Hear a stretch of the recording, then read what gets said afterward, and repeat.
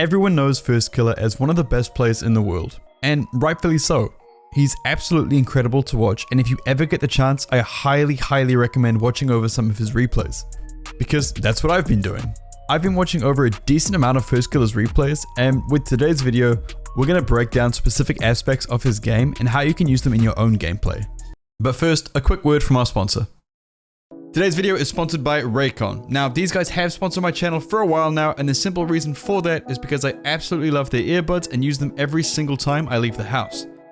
I'm using the Everyday E25 earbuds, and they have proven to be perfect for many different situations like working out, listening to music, or just watching YouTube. They come in a compact little case that charges the earbuds 4 times in a single charge. They're crazy comfortable, affordable, and have incredible sound, and that's why celebrities that you know and love, like Mr. Mike Tyson and Snoop Dogg, absolutely love them. Raycon is always doing stuff differently from other brands, from the way they design their product to the way they price them. The customer experience is prioritized while also offering a 45-day free return policy. Now, if you want to pick up some amazing earbuds all while supporting the channel, click the link in the description or go to buyraycon.com/Thanovic to get 15% off your purchase. We're going to start with one of the more obvious things, his ground game. Firstkiller, naturally, because of all the time he's put into 1v1s, has an unreal ground game. At the time of making this video, Firstkiller is rank 5 in the leaderboards in 1v1s and rank 1 in 2v2s. And as you can see from his replays, his ground game is a huge part of the way he plays. His dribbling control is one thing, but the scariest aspect of it is his shooting. This dude has the scariest shots I have ever seen, being comfortable shooting from anywhere on the field, not only with accuracy, but with immense power. Firstkiller is the kind of player you have to respect no matter where he is on the field. Give him the slightest bit of room and he will take it. Stop pressuring him for the smallest amount of time and he will pressure your net immediately. Now, looking at a few of his 1v1 matches, while the rest of North America has adapted to a much more aerial based style of play, Firstkiller has not only become incredibly good at this aerial style, but also maintained his unreal level of shooting. As a direct quote from Johnny Boy, he says, "Firstkiller has definitely one of the hardest, maybe the hardest ground shot in the game. And it is this strength and accuracy that all of us can look to bring into our own gameplay." Something that you will notice from Firstkiller's hits is something that we all think we're doing, but probably aren't. And that is to hit the ball with the direct corner of our car while diagonally flipping. It's one of the basics. We all get taught early on that hitting the ball with the corner is the way to get the most power, and yet people will still front flip through shots or side flip or do a sort of speed flip type of motion through a shot because it's muscle memory for them. As a quick way to see if you're doing this, go to your last replay and watch your shots. Chances are you aren't diagonally flipping straight through the ball for the most power. This should be the first thing you want to focus on. The next thing can be trying to turn ball cam off before you're about to take your shot.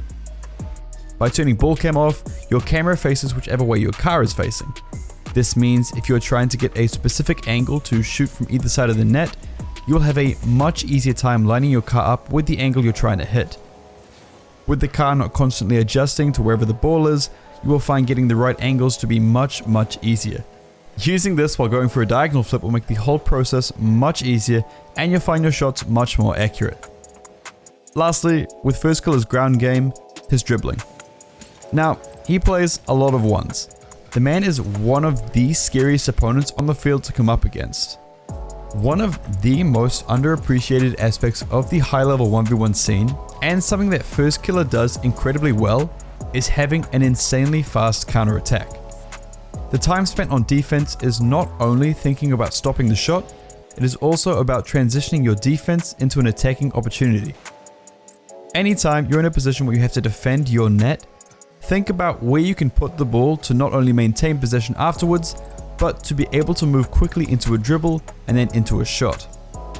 And yes, this is the part where I tell you how to train that, and yes, you all know what I'm about to say.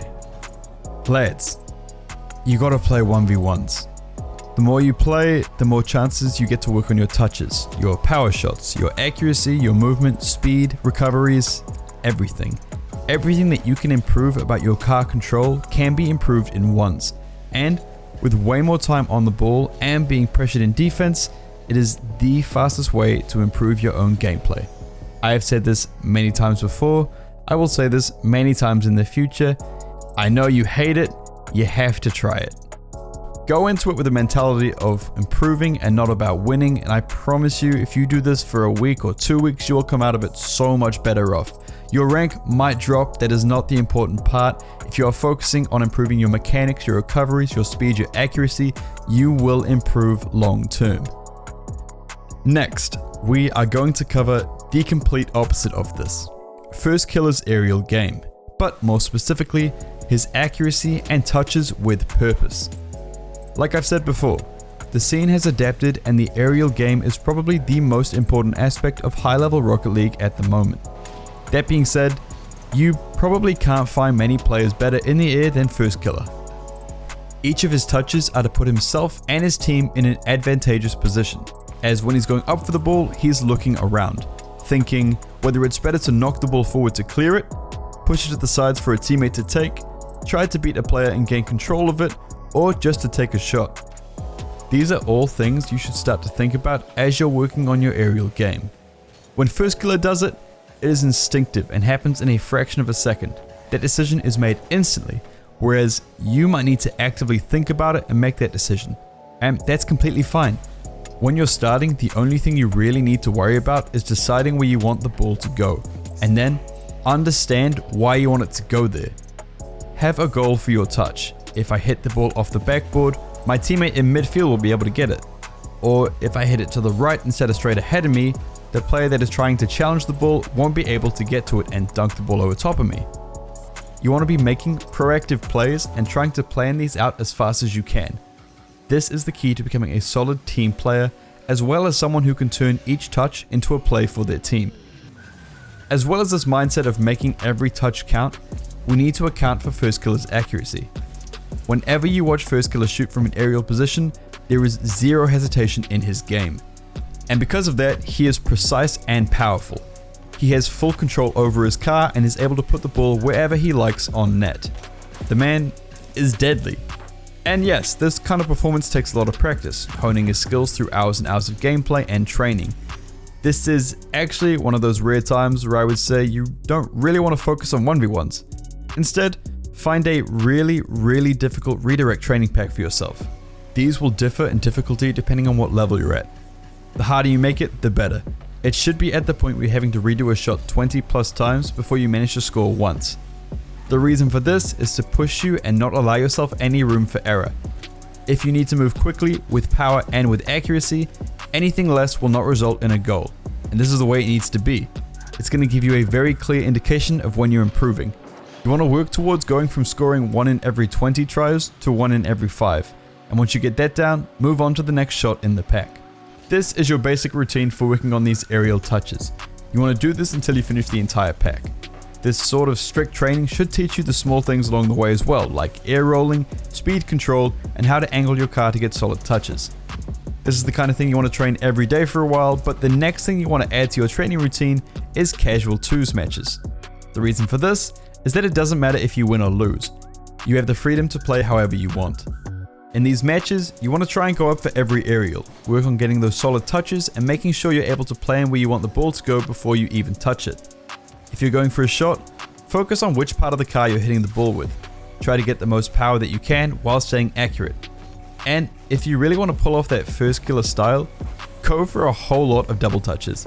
They're effective at all ranks, and as long as you're learning to read the ball off the wall, you're going to find yourself getting good at them much faster than any other high-level mechanic.